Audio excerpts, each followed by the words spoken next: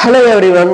NEET exam prepare பண்ணிட்டு இருக்க எல்லா நீட் ஆஸ்பிரண்ட்ஸ்க்காகவும் இந்த ஒரு மோட்டிவேஷன் வீடியோ. நம்ம எதுக்காக இந்த எக்ஸாம் ப்ரிப்பேர் பண்ண வந்திருக்கோம் அப்படின்னு கொஞ்சம் யோசிச்சு பாருங்களேன். கொஞ்சம் ரிவைண்ட் பண்ணி பாருங்க.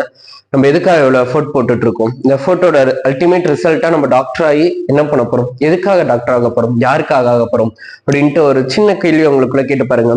நிறைய பேர் தன்னோட கனவுகளுக்காக, சின்ன வயசு கனவுகளுக்காக, தன்னோட வெறியா இது மட்டும்தான் போவேன் அப்படிங்கிற ஒரு டிட்டர்மினேஷனோட படிக்கிறவங்க நிறைய பேர் இருக்காங்க. அப்படி சாதிச்சவங்க எவ்வளவோ பேரு, நானும் அந்த கேட்டகரியில தான் வருவேன்.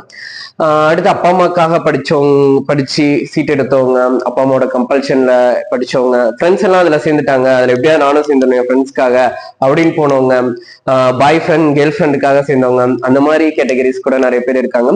ஆனா நான் பார்த்து வியந்த சில கதைகள் என்ன அப்படின்னா, சொந்தக்காரங்க அவங்கதான் பெரிய பிளஸும் பெரிய மைனஸுமே கூட. அப்படி ரிலேட்டிவ் சைட்ல யாரோ ஒருத்தர், நீனா படிச்சு என்னப்பா ஆக போற, உன் குடும்பம் இருக்க நிலைமைக்கு நீனா டாக்டராக ஆசைப்படலாமா அப்படின்னு சொல்லி அந்த முடியாது அப்படின்னு அவங்க சொன்ன வார்த்தைய முடியும் அப்படின்னு மாத்துறதுக்காக எஃபோர்ட் போட்டு இன்னைக்கு முடிச்சு காட்டி அச்சீவ் பண்ணிட்டு இருக்காங்க. என்னோட காலேஜ்லயே அப்படி நிறைய ஸ்டூடெண்ட்ஸ் இருக்காங்க. எனக்கு இது ரொம்பவே சந்தோஷமா இருந்தது.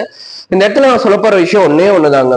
அந்த படத்துல எல்லாம் சொல்ற மாதிரி, உங்கள்கிட்ட யாராவது வந்து உங்களால முடியாது அப்படின்னு சொல்லிட்டாங்கன்னா அந்த டைம்ல மனசுக்குள்ள நினைச்சுக்கோங்க, அந்த டைம்ல போயிட்டு அவங்களுக்கு நீங்க உங்களால முடியும் அப்படின்னு வார்த்தையால இல்ல, உங்களை செயலால முடியும் அப்படின்னு முடிச்சு காட்டிட்டு அவங்க முன்னாடி போய் நின்னுங்க.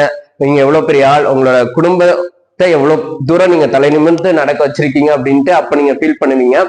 என்னோட சின்ன வயசுல என்னோட இங்கிலீஷ் டீச்சர் ஒண்ணு எனக்கு சொல்லி தந்தாங்க. இந்த உலகத்துல உன்னால ஒரு விஷயம் முடியல அப்படின்னா யாராலுமே முடியாது ஹரி.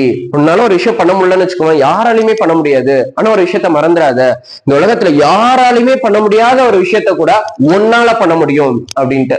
சோ உங்களால முடியாது அப்படிங்கிற ஒரு விஷயம் இந்த உலகத்துல எதுவுமே கிடையாது. So make it happen. Bye.